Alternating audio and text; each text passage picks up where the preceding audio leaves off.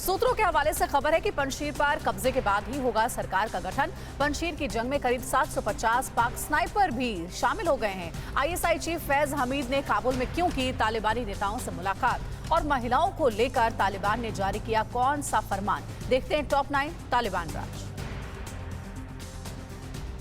सूत्रों के हवाले से खबर है कि तालिबान ने ऐलान किया है कि अफगानिस्तान में नई सरकार के गठन को पंजशीर पर कब्जे तक के लिए टाल दिया गया है। तालिबान ने साफ किया है कि जब तक पंजशीर पर कब्जा नहीं हो जाएगा तब तक सरकार का गठन नहीं होगा। इससे पहले भी खबर थी कि पंजशीर में लड़ाई जारी रहने की वजह से अफगान सरकार के गठन में देरी हो रही है। इससे पहले अफगानिस्तान में शनिवार को होने वाला तालिबान सरकार का गठन एक बार फिर टल गया। इसको लेकर तालिबान की ओर से जारी आधिकारिक बयान में कहा गया है कि नई सरकार में शामिल लोगों के नामों का खुलासा भी सरकार के गठन के समय ही किया जाएगा। पंजशीर में जारी लड़ाई की वजह से सरकार के गठन में देरी हो रही है। पाकिस्तान अफगानिस्तान में भी अपनी नापाक हरकतों को अंजाम दे रहा है। सूत्रों के हवाले से खबर है कि तालिबानी लड़ाकों के वेश में करीब 750 पाकिस्तानी स्नाइपर पंजशीर की लड़ाई में शामिल हैं। पिछले कई दिनों में मिले सबूत ये साबित करते हैं कि पाकिस्तानी सैनिक तालिबान के साथ मिलकर पंजशीर में जंग लड़ रहे हैं। पाकिस्तान और तालिबान के बीच रिश्तों का फिर खुलासा हुआ है। पाकिस्तान की खुफिया एजेंसी आईएसआई का चीफ फैज हमीद अफगानिस्तान पहुंच गया है। शनिवार को फैज हमीद तालिबानी नेताओं से मुलाकात करते नजर आया। इससे साफ है कि तालिबान की कठपुतली सरकार बनाने की साजिश में आईएसआई भी शामिल है। आईएसआई चीफ फैज हमीद ने अफगानिस्तान में अनस हक्कानी से मुलाकात की। ऐसा माना जा रहा है कि फैज हमीद ने तालिबान आर्मी की ट्रेनिंग देने का ऑफर दिया है। वहीं तालिबान के वरिष्ठ नेताओं के साथ मुलाकात के सवाल पर फैज हमीद ने गोलमोल जवाब दिया। इस बीच खबर है कि आर्मी चीफ बाजवा भी जल्द ही अफगानिस्तान जा सकते हैं। तालिबान ने ऐलान किया है कि अफगानिस्तान में नई बनने वाली सरकार में मंत्रियों और अधिकारियों का वेतन एक सामान्य कर्मचारी के मासिक वेतन के समान होगा। तालिबान ऐसा फैसला लेकर ये दिखाना चाहता है कि उसके लिए मंत्री और कर्मचारी में ज्यादा फर्क नहीं है, दोनों ही अफगानियों की सेवा के लिए हैं। तालिबान ने शनिवार को काबुल में हवा में गोलीबारी कर महिलाओं के प्रदर्शन को रोक दिया। ये महिलाएं नए शासन से समान अधिकारों की मांग को लेकर मार्च निकाल रही थीं। महिला कार्यकर्ता राबिया नरगिस सद्दात ने आरोप लगाया है कि महिलाओं के विरोध प्रदर्शन के दौरान तालिबान ने उन्हें पीटा। उनके चेहरे पर तालिबानी क्रूरता के निशान साफ देखे जा सकते हैं। तालिबान ने अफगानिस्तान में महिलाओं के लिए नया फरमान जारी कर दिया है। फरमान के मुताबिक सभी छात्राओं, महिला शिक्षकों और कर्मचारियों को इस्लामी हिजाब पहनना होगा। इस हिजाब का रंग काला होना चाहिए। इसके लिए तालिबान ने बाकायदा हिजाब का नमूना भी जारी किया है। तालिबान के फरमान के मुताबिक जिस भी संस्थान में 15 से ज्यादा छात्राएं होंगी वहां उन्हें लड़कों से अलग किया जाना चाहिए। साथ ही जहां छात्राओं की संख्या 15 से कम है वहां महिला और पुरुषों के बीच पर्दा लगाया जाना चाहिए। विभागों के निदेशक और शिक्षण संस्थानों के प्रमुख ये नियम पालन कराने के लिए बाध्य हैं।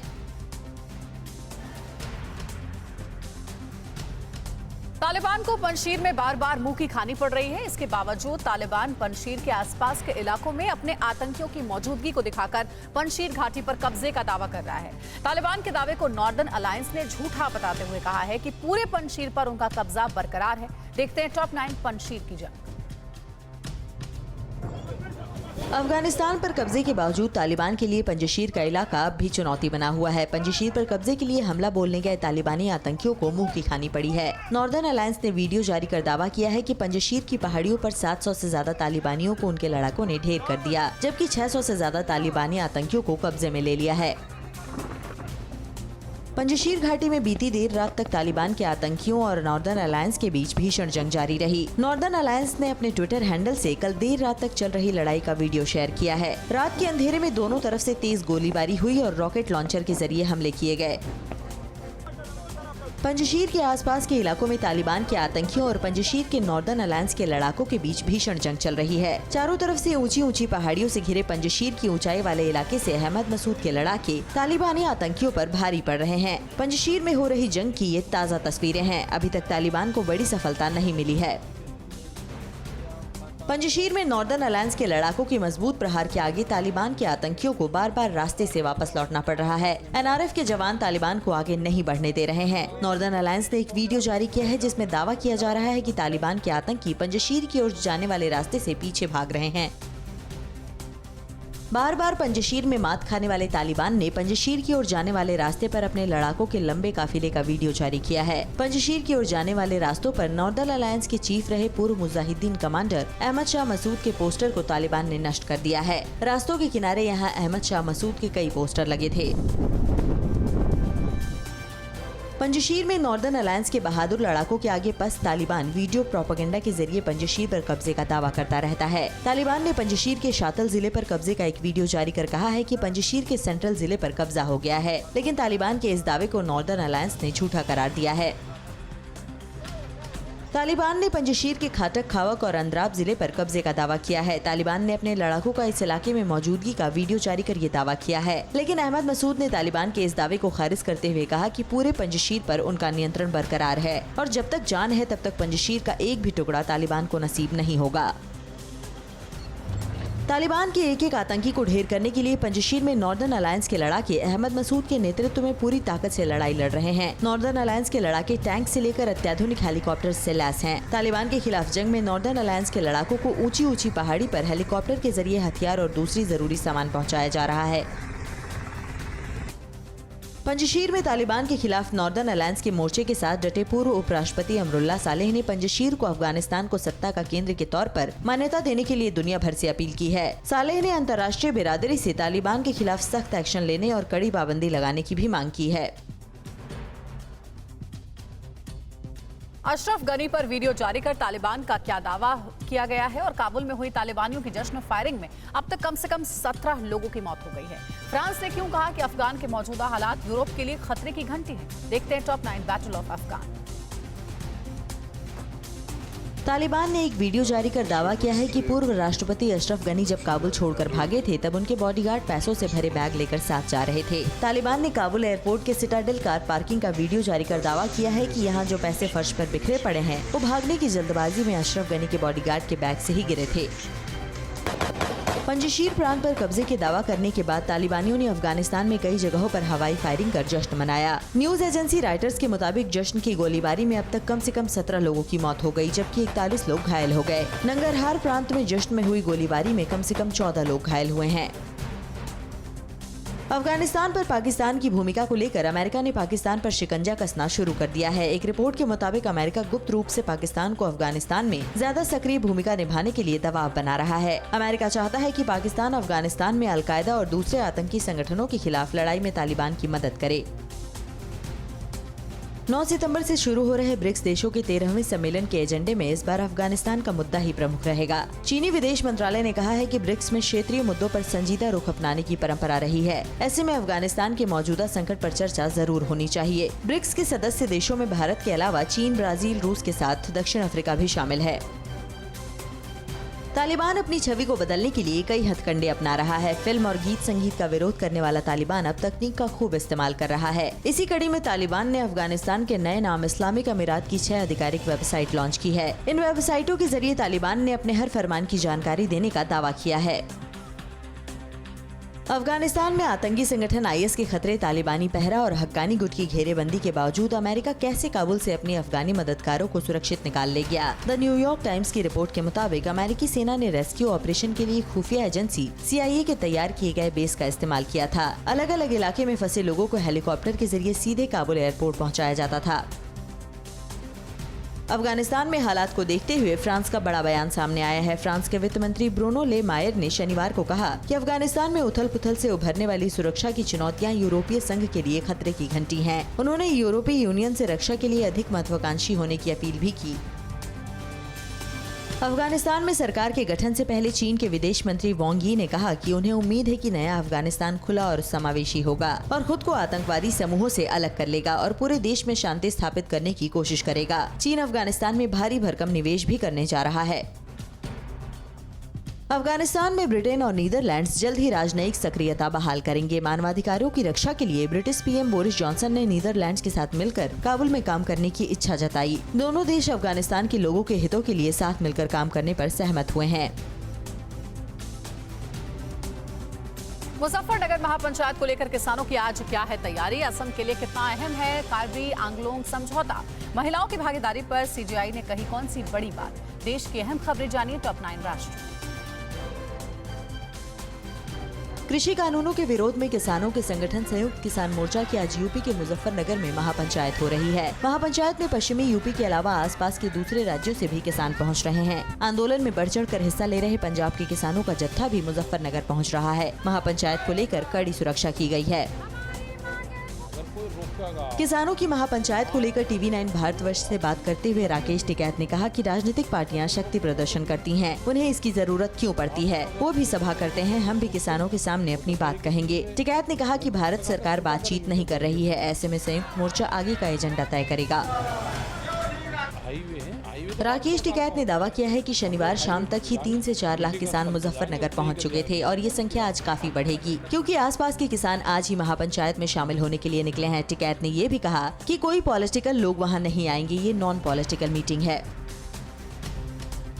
केंद्रीय गृह मंत्री अमित शाह की मौजूदगी में असम में ऐतिहासिक कार्बी आंगलोंग समझौता हुआ है। समझौते के बाद शाह ने कहा कि मोदी सरकार दशकों पुराने संकट को हल करने और असम की क्षेत्रीय अखंडता सुनिश्चित करने के लिए प्रतिबद्ध है। उन्होंने कहा कि ये दिन असम और कार्बी क्षेत्र के इतिहास में स्वर्ण अक्षरों में लिखा जाएगा। समझौते के साथ ही 5 से अधिक संगठनों के करीब 1000 कैडर ने हथियार डालकर मुख्य धारा में आने की शुरुआत की। प्रधानमंत्री नरेंद्र मोदी के अमेरिकी दौरे की तैयारियां जोर शोर से शुरू हो गई हैं। पीएम इसी महीने की तीसरे सप्ताह में अमेरिका के दौरे पर जा सकते हैं। बताया गया है कि विदेश राज्य मंत्री मीनाक्षी लेखी और विदेश सचिव पीएम के अमेरिकी दौरे को फाइनल रूप देने में लगे हैं। दौरे का आधिकारिक ऐलान कुछ दिनों में कर दिया जाएगा। पीएम न्यूयॉर्क में संयुक्त राष्ट्र महासभा सत्र में हिस्सा लेंगे। साथ ही उनकी अमेरिकी राष्ट्रपति से भी मुलाकात होगी। आरएसएस, विश्व हिंदू परिषद और बजरंग दल की तुलना तालिबान से कर जावेद अख्तर फंस गए हैं। बीजेपी प्रवक्ता राम कदम ने कहा कि जब तक जावेद अख्तर हाथ जोड़कर माफी नहीं मांगते, तब तक उनके और उनके परिवार की किसी भी शख्स की कोई भी फिल्म देश में नहीं चलने देंगे। Chief justice of India NV Ramana ने कहा कि स्वतंत्रता के 75 साल बाद हम सब हर क्षेत्र में महिलाओं की 50% भागीदारी की कल्पना कर सकते थे, लेकिन आज हालात ये हैं कि सुप्रीम कोर्ट में महिलाओं का प्रतिनिधित्व सिर्फ 11% है। सीजीआई ने कहा कि अगले 1 महीने में देश के उच्च न्यायालयों में खाली 90% सीटों को भर लिया जाएगा। दिल्ली पुलिस ने तिहाड़ से उगाही करने वाले ठग सुकेश चंद्रशेखर पर मकोका लगा दिया है। सुकेश फिलहाल जालसाजी के आरोप में तिहाड़ जेल में बंद है। जेल से ही सुकेश ने एक कारोबारी की पत्नी को 204 करोड़ रुपए का चूना लगाया है। इसी मामले की तफ्तीश जारी है। वह एक संगठित क्राइम सिंडिकेट चला रहा था, जिसमें जेल के कुछ अधिकारी भी शामिल पाए गए हैं। ओवल टेस्ट पर भारत की पकड़ मजबूत होती दिख रही है। टीम इंडिया ने तीसरे दिन का खेल खत्म होने तक 3 विकेट खोकर 270 रन बना लिए। इसके साथ ही भारत को 171 रन की बढ़त मिल गई है और अभी 7 विकेट हाथ में हैं। रोहित शर्मा ने 127 रन की शानदार पारी खेली, जबकि पुजारा ने भी 50 लगाई। फिलहाल कोहली और जडेजा मैदान पर हैं। दिल्ली में किसने की अकेले रह रही महिला की हत्या, कहां लिफ्ट के अंदर मिला नरकंकाल। झारखंड विधानसभा में नमाज रूम पर क्यों हुआ विवाद। राज्यों की अहम खबरों के लिए देखते हैं तो अपना देश प्रदेश। विधानसभा में पहुंचने का ममता बनर्जी का रास्ता साफ होता दिख रहा है। निर्वाचन आयोग ने पश्चिम बंगाल की भवानीपुर विधानसभा सीट पर उपचुनाव की तारीख घोषित कर दी है। नंदीग्राम में शुभेंदु अधिकारी से चुनाव हारने के बाद ममता को 6 महीने के भीतर विधानसभा सदस्य बनना जरूरी था। भवानीपुर सीट पर 30 सितम्बर को मतदान होगा, जबकि 3 अक्टूबर को नतीजे घोषित किए जाएंगे। 25 सितंबर को पंडित दीनदयाल उपाध्याय के जन्म दिवस पर बीजेपी पूरे यूपी में पन्ना प्रमुखों के साथ बैठक करेगी। ये बैठक आगामी विधानसभा चुनाव के मद्देनजर बूथ स्तर के कार्यकर्ताओं से सीधे संवाद के लिए है। इसमें पार्टी के बड़े नेता निचले स्तर पर मौजूदा कमियों पर बात करेंगे। इस बार विधानसभा उम्मीदवारों के सिलेक्शन में भी पन्ना प्रमुखों से सुझाव लेगी। अनिल देशमुख केस में एक दिलचस्प खुलासा हुआ है। सीबीआई के सब इंस्पेक्टर अभिषेक तिवारी ने महाराष्ट्र के पूर्व गृह मंत्री के खिलाफ एजेंसी के पास मौजूदा दस्तावेज देने के बदले जून में घूस के तौर पर देशमुख के वकील से आईफोन 12 प्रो लिया था। जांच एजेंसी ने अपनी प्राथमिकी में यह बात कही है। इस बीच अभिषेक तिवारी और देशमुख के वकील आनंद डागा को शनिवार को राउस एवेन्यू कोर्ट में पेश किया गया। झारखंड विधानसभा में नमाज अदा करने के लिए आवंटित कमरे को लेकर विरोध शुरू हो गया है। बीजेपी ने हेमंत सोरेन सरकार पर मुस्लिम तुष्टीकरण का आरोप लगाया है और कहा है कि मुस्लिम धर्म के लोगों को अगर नमाज अदा करने के लिए अलग कमरा दिया जा सकता है, तो हिंदू धर्म के लोगों को हनुमान चालीसा पढ़ने के लिए और अन्य धर्म के लोगों को प्रार्थना के लिए कमरा आवंटित होना चाहिए। श्रीनगर के बेमिना इलाके में बड़ी आतंकी वारदात टल गई है। यहां पुलिस और सुरक्षा बलों ने आईईडी डिफ्यूज किया है। ये विस्फोटक हमदरिया कॉलोनी में सड़क किनारे प्लांट किया गया था, लेकिन समय रहते सुरक्षा बलों को इसकी जानकारी मिल गई। पुलिस और एजेंसियां छानबीन कर आईईडी प्लांट करने वालों की तलाश कर रही हैं। अलगाववादी नेता सैयद अली शाह गिलानी के निधन के तीसरे दिन घाटी में जिंदगी पटरी पर लौटने लगी। प्रतिबंधों में नरमी के बाद सड़कों पर ट्रैफिक में इजाफा देखा गया। मोबाइल सेवा भी शुक्रवार रात को ही बहाल कर दी गई, जबकि इंटरनेट को भी बहाल किया जा रहा है। दिल्ली के चांदनी महल इलाके में 50 साल की एक महिला की घर में लाश मिली है। महिला का एक पति पाकिस्तान में रहता है, जबकि दूसरा मेरठ में। मुमताज नाम की ये महिला घर में अकेली रहती थी। पुलिस ने हत्या का मुकदमा दर्ज किया है। घर से बदबू आने पर पड़ोसियों ने पुलिस को सूचना दी। कमरे में महिला की डेड बॉडी खून से लथपथ पड़ी थी और शरीर पर चोट के निशान थे। मध्य प्रदेश के रीवा में संजय गांधी अस्पताल की बंद लिफ्ट में एक नर कंकाल मिला है। कंकाल किसका है और कब से वहां पड़ा था, इस बात का पता फिलहाल अभी नहीं चला है। कंकाल मिलने के बाद पूरे अस्पताल में हड़कंप मच गया। अस्पताल में 14 लिफ्ट हैं, जिनमें से सिर्फ 2 लिफ्ट ही चालू है, जबकि कुछ आज तक शुरू ही नहीं हुई। उन्हीं में से एक में ये कंकाल मिला है। गाजियाबाद पुलिस ने अवैध हथियारों की फैक्ट्री का भंडाफोड़ किया है। ये फैक्ट्री मुरादनगर के पास गांव में तहखाने के अंदर भी एक और तहखाना बनाकर चलाई जा रही थी। पुलिस ने इस मामले में 5 लोगों को गिरफ्तार किया है, जिनमें से 3 बिहार के मुंगेर के रहने वाले हैं। गिरफ्तार लोगों में एक महिला भी शामिल है। कोरोना के एक्टिव केस ने क्यों बढ़ाई देश की चिंता? कहां बना वैक्सीनेशन का नया रिकॉर्ड? किस राज्य ने कोरोना के बढ़ते खतरे की वजह से स्कूलों को खोलने के फैसले को टाल दिया है? कोरोना से जुड़ी खबरें देखिए टॉप 9 कोरोना से जानें।